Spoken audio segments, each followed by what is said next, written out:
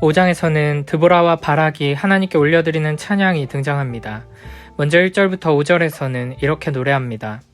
이날에 드보라와 아비노함의 아들 바락이 노래하여 이르되 이스라엘의 영솔자들이 영솔하였고 백성이 즐거이 헌신하였으니 여호와를 찬송하라. 너희 왕들아 들으라. 통치자들아 귀를 기울이라. 나 곧 내가 여호와를 노래할 것이요 이스라엘의 하나님 여호와를 찬송하리로다. 여호와여, 주께서 세일에서부터 나오시고 에돔들에서부터 진행하실 때 땅이 진동하고 하늘이 물을 내리고 구름도 물을 내렸나이다. 산들이 여호와 앞에서 진동하니 저 신의 산도 이스라엘의 하나님 여호와 앞에서 진동하였도다. 아멘. 1절에서 드보라와 바락이 언급되지만 동사는 3인칭 여성 단수로 되어 있기 때문에 이 노래는 드보라의 노래라고 할 수 있습니다. 드보라는 여호와 하나님을 찬양하는데 2절에서 가장 먼저 등장하는 찬양의 이유는 이스라엘의 지도자들이 앞장서고 백성들이 기쁨으로 헌신하며 하나님의 뜻을 이룬 것입니다. 출애굽기 15장과 같이 하나님께서 주신 승리에 감사하며 찬양하는 노래들은 주로 하나님께서 행하신 일에 대해 높이며 찬양하는데 사사기 5장의 찬양은 독특하게 백성들의 순종과 헌신에 대해 가장 먼저 언급합니다. 이 모든 승리가 하나님의 주권적인 은혜로 주어진 것이지만 하나님께서 이스라엘의 손을 사용해 이 일을 이루셨기에 이스라엘의 지도자들과 백성들의 순종과 헌신을 언급하며 강조하는 것입니다. 우리는 항상 하나님의 주권과 은혜에 대해 인정하고 찬양하는 자세를 갖춰야 합니다.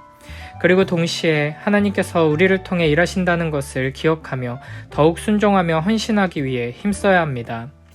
모든 것이 하나님의 주권 아래 있고 하나님께서 모든 일을 하나님의 뜻대로 다 행하시니 나는 아무것도 할 일이 없다고 생각하는 사람은 하나님을 잘 알지 못하는 사람입니다. 모든 것이 하나님의 능력으로 된 일이고 하나님의 은혜로 말미암았다고 참되게 고백하는 사람일수록 더욱 순종하기 위해 노력하고 기쁨으로 헌신하며 충성하는 자리로 나아가게 될 것입니다. 우리를 통해 하나님의 뜻을 이루기를 기뻐하시는 하나님을 바른 믿음으로 더욱 굳게 붙들고 우리가 믿음으로 한 걸음 한 걸음 내디디며 이루어낸 놀라운 일들을 가지고 하나님 말씀대로 순종하며 기쁘게 헌신한 결과들을 가지고 하나님께 감사드리며 찬양하며 영광을 올려드리는 복된 우리 모두가 되길 축복합니다. 3절에서 드보라는 왕들과 통치자들을 이스라엘의 하나님을 찬양하는 자리로 초대합니다. 그리고 4절, 5절에서는 이스라엘의 역사 속에 임하신 하나님을 노래합니다.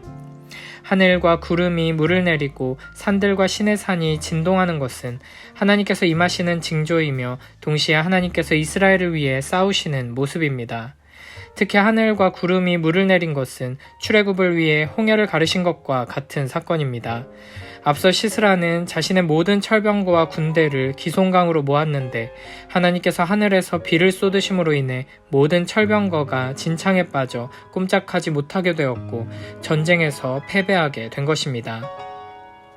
이어서 6절부터 8절에서는 이스라엘이 가나안의 압제 아래에서 어떤 처지였는지를 노래합니다. 아나세 아들 삼갈의 날에 또는 야엘의 날에는 대로가 비었고 길의 행인들은 오솔길로 다녔도다. 이스라엘에는 마을 사람들이 그쳤으니 나 드보라가 일어나 이스라엘의 어머니가 되기까지 그쳤도다. 무리가 새 신들을 택하였으므로 그때 전쟁이 성문에 이르렀으나 이스라엘의 4만 명 중에 방패와 창이 보였던가. 아멘. 찬양을 시작하며 드보라와 바락의 이름이 언급되었고 6절에서는 사사 삼갈의 이름과 함께 야엘의 이름이 등장합니다. 이를 통해 선지자이며 사사인 드보라를 통해 하나님께서 이스라엘을 구원하신 이 놀라운 역사에 바락과 함께 평범한 한 남편의 아내였던 야엘이 매우 중요한 위치를 차지하고 있음을 보여줍니다. 6절에서는 대로가 비었고 길의 행인들은 오솔길로 다녔다고 말합니다. 가나안의 압제 아래서 이스라엘에는 먼 곳에서 오고 가는 무역상인들의 발걸음이 끊어지게 되었고 백성들은 가나안 사람들이나 노력하는 자들의 괴롭힘을 피하기 위해 오솔길로 다녀야 하는 처지가 되었다는 것입니다. 7절에 마을 사람들이 그쳤다는 것은 이스라엘 백성들을 돌보고 인도할 지도자가 없었다는 것입니다.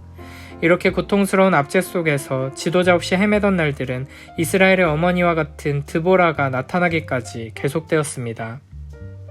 이스라엘의 어머니라는 표현은 선지자이며 사사로 부름받은 드보라가 하나님의 말씀으로 이스라엘을 이끌고 외적의 압제에서 이스라엘을 구원하는 지도자일 뿐 아니라 일반적인 남성 지도자들과 달리 부드러운 리더십을 가지고 백성들을 하나로 모으고 위로하며 회복시키는 역할을 했음을 나타냅니다.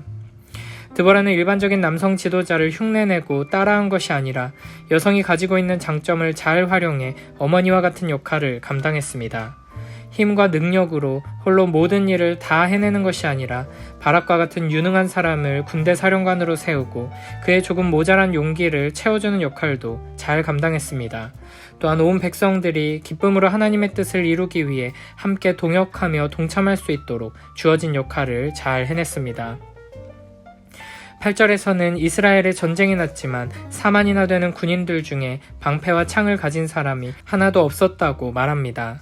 드보라가 세워지기 전까지 이스라엘이 얼마나 위태로운 상황이었는지를 보여줍니다.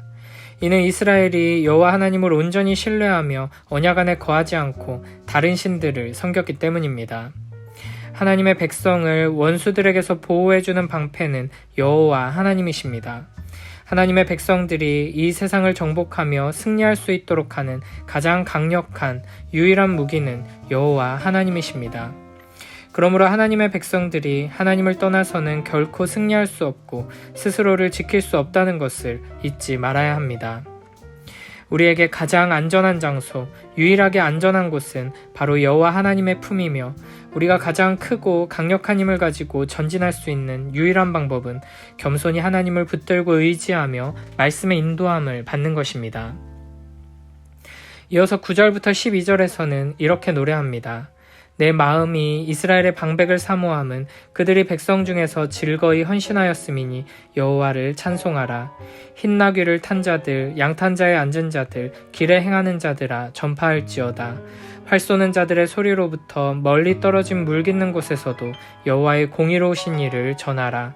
이스라엘에서 마을 사람들을 위한 의로우신 일을 노래하라.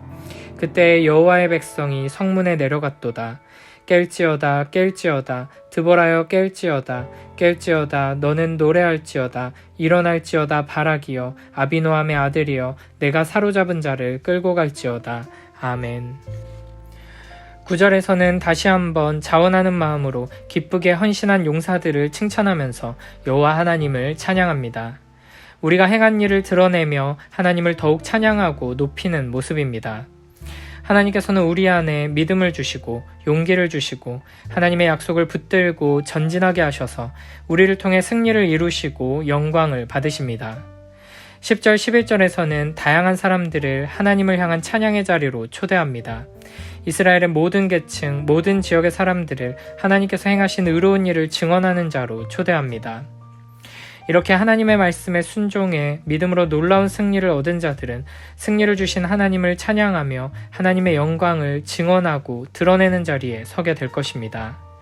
하나님께서 우리의 삶에 큰 은혜를 베풀어 주셔서 하나님의 손에 귀하게 쓰임받아 놀라운 승리를 누리게 해주시길, 그래서 우리의 감사와 찬양의 노래를 통해 하나님의 영광이 온 세상 가운데 더욱 온전히 드러나게 되길 축복합니다. 13절부터 18절에서는 이 전쟁에 참여한 지파와 참여하지 않은 지파에 대해 노래합니다. 그때 남은 귀인과 백성이 내려왔고 여호와께서 나를 위하여 용사를 치시려고 내려오셨도다. 에브라임에게서 나온 자들은 아말렉에 뿌리 박힌 자들이요 베냐민은 백성들 중에서 너를 따르는 자들이요 마길에게서는 명령하는 자들이 내려왔고 스불론에게서는 대장군의 지팡이를 잡은 자들이 내려왔도다. 이사갈의 방백들이 드보라와 함께하니 이사갈과 같이 바락도 그의 뒤를 따라 골짜기로 달려 내려가니 르우벤 시냇가에서 큰 결심이 있었도다. 내가 양의 우리 가운데에 앉아서 목자의 피리 부는 소리를 들음은 어찌 됨이냐. 르우벤 시냇가에서 큰 결심이 있었도다. 길르앗은 요단강 저쪽에 거주하며 다는 배에 머무름이 어찌 됨이냐. 아셀은 해변에 앉으며 자기 항만에 거주하도다. 스불론은 죽음을 무릅쓰고 목숨을 아끼지 아니한 백성이요 납달리도 들의 높은 곳에서 그로하도다. 아멘. 사사 드보라가 일어나면서부터 각 지파의 지도자들과 백성들이 전쟁을 하기 위해 드보라에게 모이기 시작합니다. 이것을 내려온다 라고 표현하는데 최종적으로 여호와께서 내려오심으로써 모든 준비가 끝나게 됩니다. 14, 15절에서는 전쟁에 참여한 지파의 명단이 등장하는데 에브라임과 베냐민과 므낫세와 스불론과 이사갈이 전쟁에 참여하기 위해 왔습니다.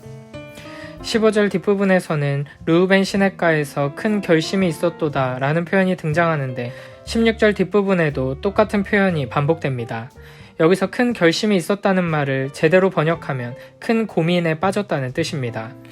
그러니까 르우벤은 전쟁에 참여하라는 명령을 들었지만 큰 고민에 빠져서 생각하고 논쟁하고 이야기만 나누다가 결국에는 불참하게 된 것입니다. 장자인 르우벤은 여유롭게 양을 치며 전쟁에 참여하라는 하나님의 명령에는 순종하지 않았습니다. 17절에 길르앗과 단과 아셀 또한 불참했는데 길르앗은 요단강 저쪽에 거주하고 단은 배에 머무르고 아셀은 해변에 앉아 있었습니다. 이렇게 나름대로 좋은 거주지를 얻어 안정적인 삶을 살던 지파들은 하나님의 명령에 움직이지 않고 순종하지 않는 모습을 보입니다. 반면 스불론은 죽음을 무릅쓰고 목숨을 아끼지 않았고 납달리도 마찬가지로 들의 높은 곳에서 하나님의 명령에 따라 충성했습니다.